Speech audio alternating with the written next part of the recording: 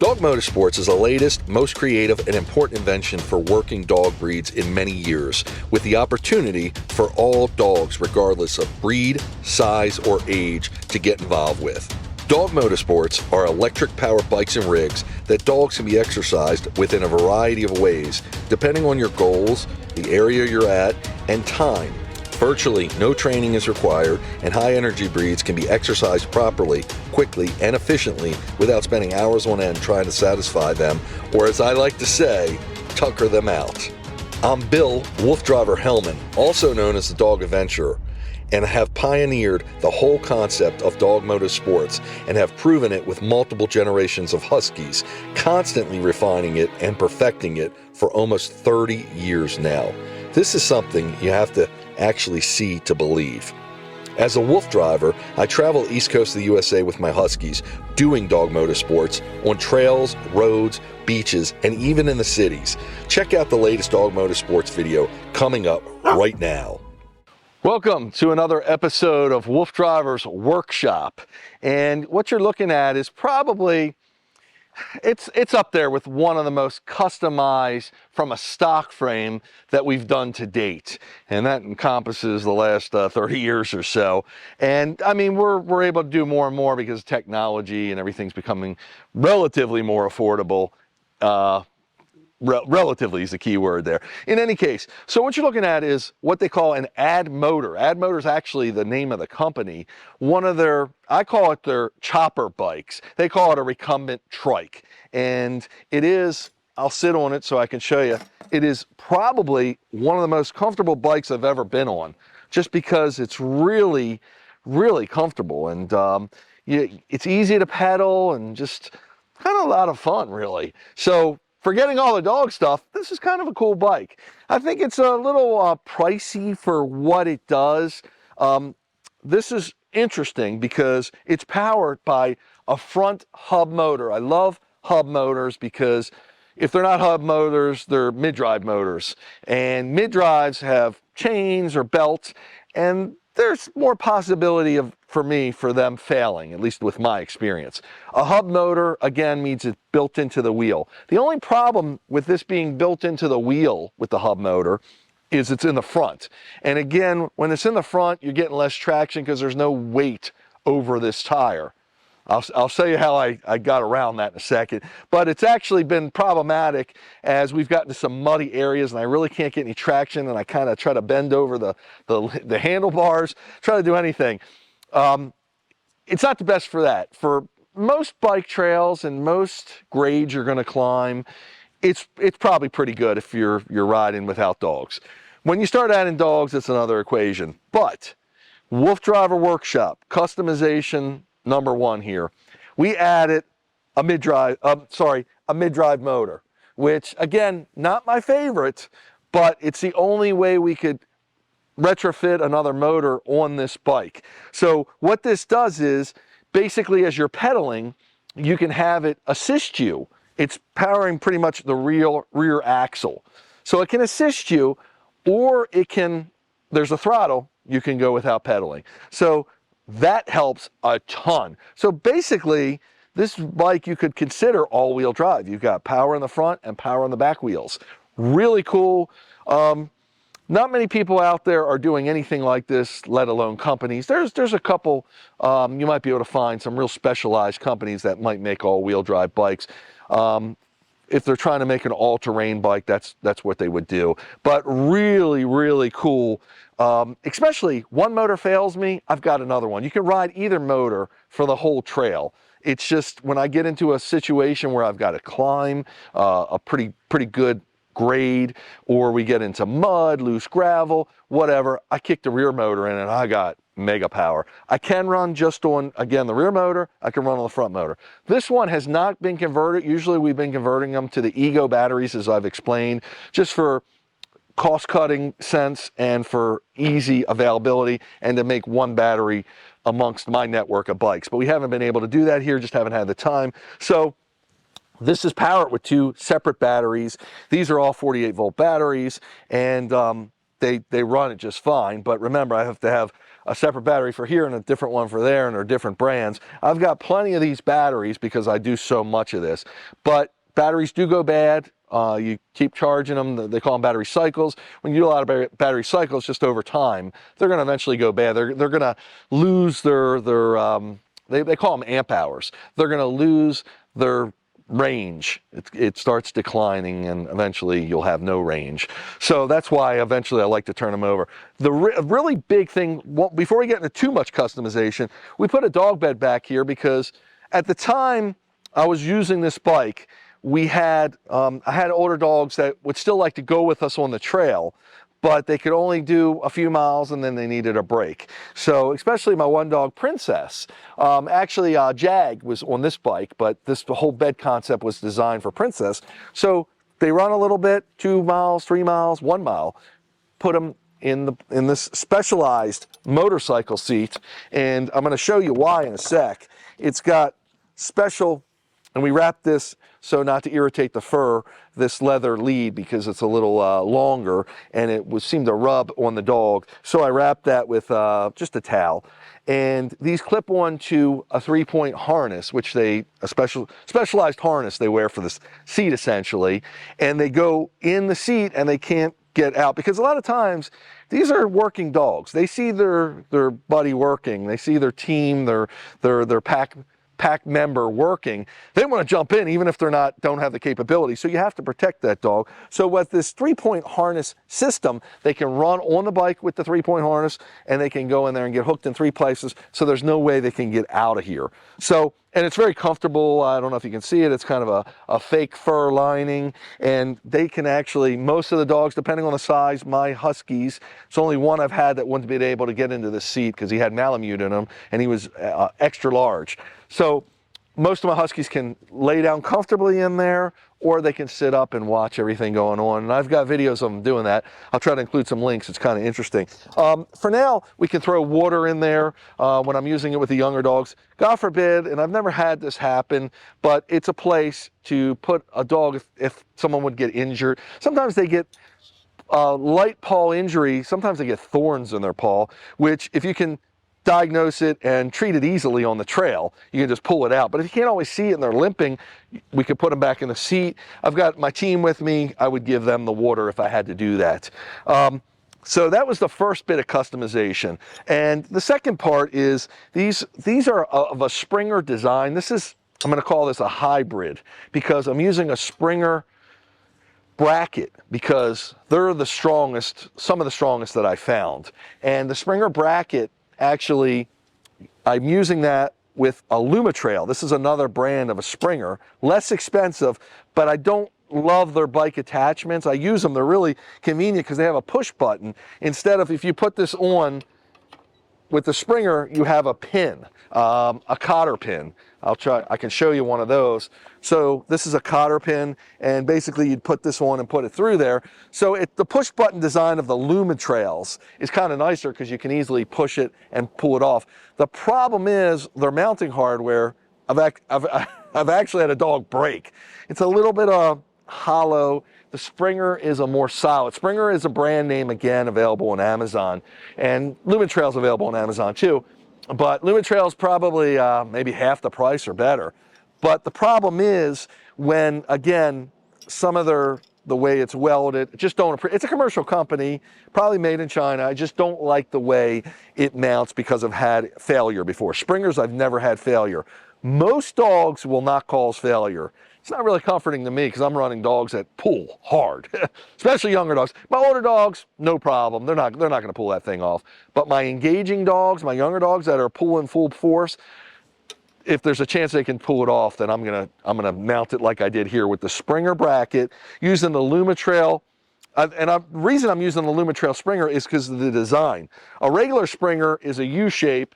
I don't have one with me now, but it's a U-shaped design.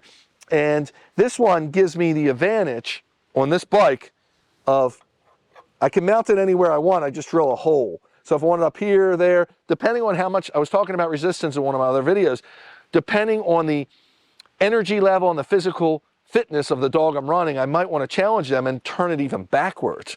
So if it goes backwards, it's really a lot of resistance. They're pulling forward. And as long as the dog is wearing the right harness, it's never too much resistance. They just won't be able to pull the bike essentially, but they'll be able to resistance run and get them a more engaging workout. So these limit trails, I cut this one down, as you see, because I like to keep them for different uses. If I'm running a bike trail that has really narrow gates or bollards, they call them, the poles that come up, and I have to fit through it, then I want to keep the dogs as tight to the bike as possible. So I'd use something like this where it's cut down, so the length of that is cut down, if you can understand. Whereas this one, I'll show it to you, is a little longer, keeps the dog more distance, but these dogs are trained, once a dog's trained to run on the bike and not scared of the wheel, they're not going to run into the wheel, so there's really nothing they're going to hit. So keeping them as close to the bike is perfectly fine. So that's the first bit of customization. Now the really technical part, this is off the chart, and you'll never see anything like this ever, anywhere, is we've actually welded this whole piece of equipment to these bars to create a receiver hitch, essentially, for my latest design of running the dogs in front of the bike. So it's really more like a sled dog team. And I can move this up a little bit. I'm good where I'm at. Cameraman says I'm good where I'm at. So this bar is all aluminum. This slides into the receiver hitch, right like that. And all we've got to do, put a pin through there. I didn't push it all the way in line, but it's drilled, so I can put a trailer hitch pin essentially into this unit. This will keep this from pulling off. And I've got these U-bars, and I've showed this in my other bikes in previous episodes, but we've gone to the extent now of making these customized. So I've had this produced for me in a shop to my specs. So right now, this is the exact width I give my dogs to run, which is really works perfectly. It's really lightweight because it's aluminum.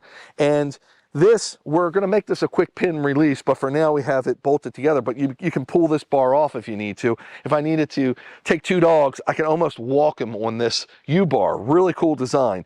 Additionally, we have these, if you will, attachment points. Again, I'm using a swivel triple locking carabiner which is easily released with my hands, but it's not hard to lock. They're self-locking essentially, as I've explained in my other videos.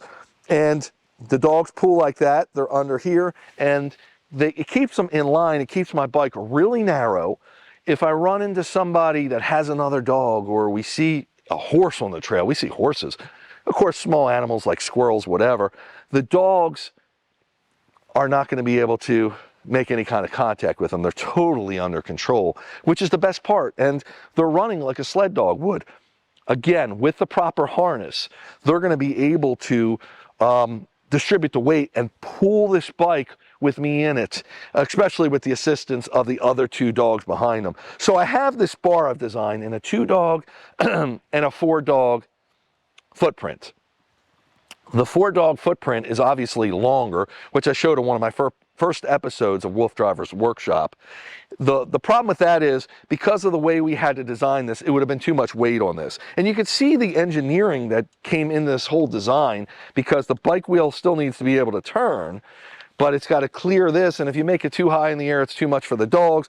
There's mega design. This is truly off the charts incredible, but it gives me the opportunity to run the 2 dogs in the front, 2 dogs here. I can even, and I've done this on many occasions, run 2 dogs back here. Now, I would need the longer one because the wheel's there, but as you can see, it can run that way, I can turn it that way, I can come up high, depending on resistance, depending on the dog I have running and what I'm trying to accomplish.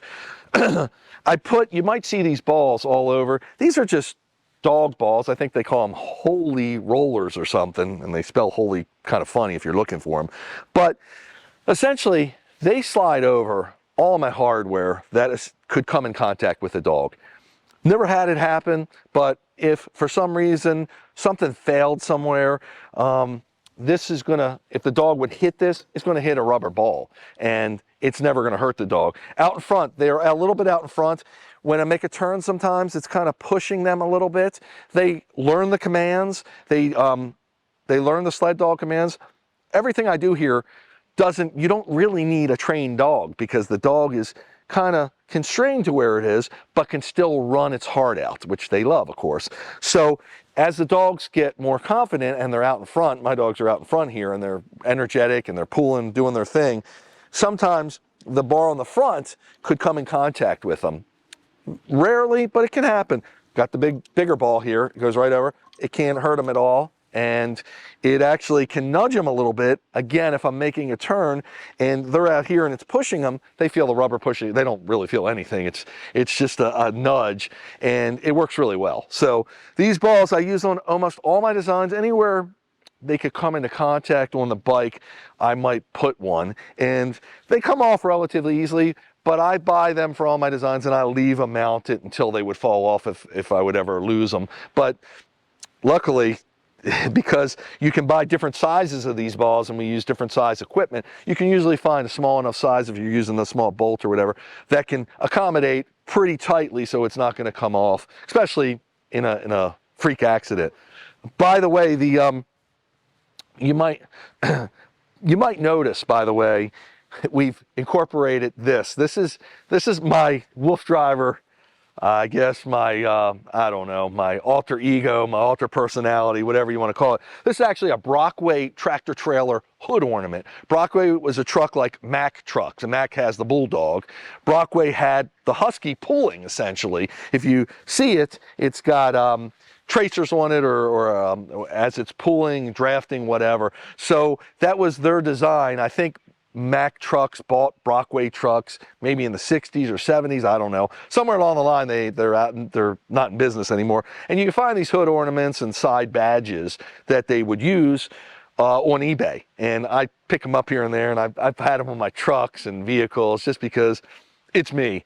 And I used to drive a tractor trailer, so I kind of feel it's in my blood. But it goes great, and it was just a cool design to put on here, and that's why that's here. Once again, I'm just going to close it off by saying this whole design, I've come up with all of it, essentially. I've taken, other people use similar U-bars, for lack of a better description, to use on scooters they use for dogs. And I just took that design, refined it for myself, for what I do, put it on this aluminum bar, and put the dogs out in front, and made this specialized attachment, almost like a receiver hitch for a trailer, so it could slide in and it could be removable, because something like this carrying in a truck, even my van, probably would be too long. So the whole idea, I can disconnect it and I can use the bike for other purposes. Even if I just want to take a stroll with my wife and not take any of the dogs, the bike's very usable for that. So this is a really cool bike. This design, I don't think we're going to really make this available. I'm not going to sell them. It's just too much work with that. And but if you ever want to make it, I'll post the schematics once I get all the details on paper and in a format everyone can understand. I'll try to post that to help people if they want to engineer their own. This bar works on my other bikes, as I showed in WooFdriver Workshop on one of my first couple of episodes, where this bar, I have the 4-bar version for 4 dogs, works on a multitude of my bikes. And again, that's why I'm trying to make it everything interchangeable here, from batteries to I call them mushing bars for the bikes, to all my attachments. That way, depending where we're going, depending on weather conditions, we're trying to travel the East Coast. I usually travel the more mid-Atlantic region, but I've gone as far as Cape Cod up in Massachusetts and points down south towards Tennessee, almost in the state of Tennessee. So depending on what's going on, I mean, I have one of my bikes I'll show you in a future episode where I've got fans and misting systems. We run that in the warmer weather. This kind of bike, whatever, what the trail on, sometimes we don't know where we're going to wind up. Sometimes this is really spontaneous. My team will get to my house in the morning and we'll say, whoa, they're anticipating all kinds of snow or wet weather or freezing conditions, whatever. So we may say, hey, to avoid the real super cold, let's head down south to the beach. And I mean, I can only go so far in a day. Usually we're a day round trip, but we need a beach vehicle to be able to ride on the sand. Or it's really kind of warm.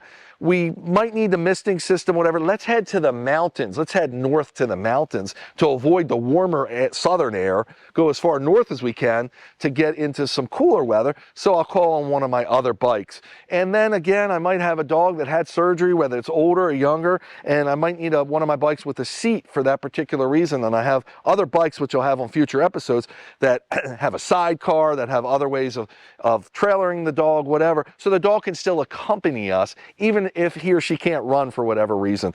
So multitude of reasons, multitude of bikes. That's why I wanted to share this on WooFdriver's workshop, so everybody has an idea what I'm doing. This isn't something that just came to my mind, in the past 60 seconds. This has been developed over almost 30 years now with generations of Huskies, and it's truly, again, what I call a work of art, truly incredible. Not trying to toot my own horn here.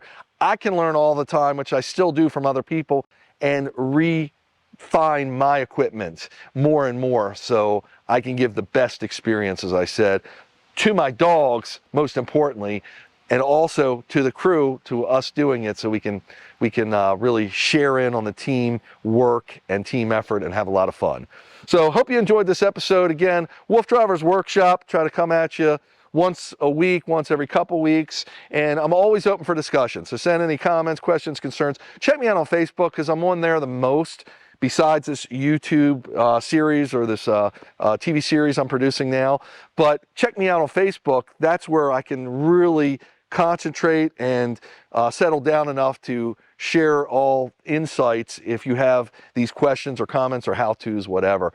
So thanks again for joining me. I hope you have a great day. WooFdriver signing off.